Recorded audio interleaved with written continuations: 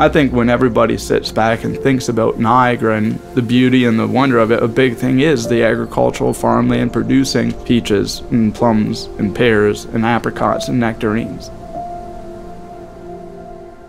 The thing that motivates me the most in my daily operations and pushing this business forward is all that came before us. We do what we do out of sheer desperation to save our family farm.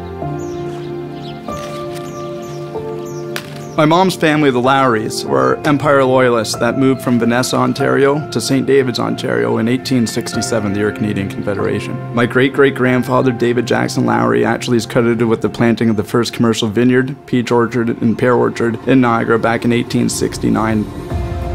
So as the First War was kicking off, my great-grandfather and my grandmother at the time had just lost basically all their assets, and my grandfather was asked to stay on the farm while my uncle went off to fight the war, and my grandfather, true to his word, stayed on the farm for the rest of his life.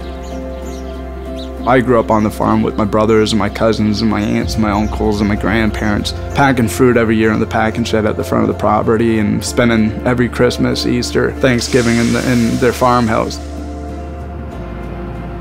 In 1999, sewers were installed into the village of St. David's, so we started seeing a lot of the century farms around us being turned into subdivisions, and the town actually had our farm slated for a 128-home subdivision.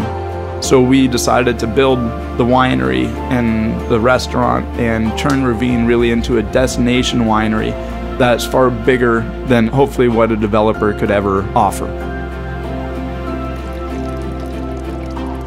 We're a farm with a restaurant, we're a farm with a winery, we're a farm with a cidery, we're a farm with a vegetable garden, we're a farm with 20 beehives on it, we're a farm with an orchard being replanted on it, we're a farm that really can educate and let people see what the beauty of an actual working farm has to offer in the community.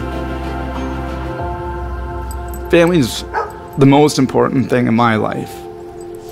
We're brought up around family, and we're the people that we are because of our family.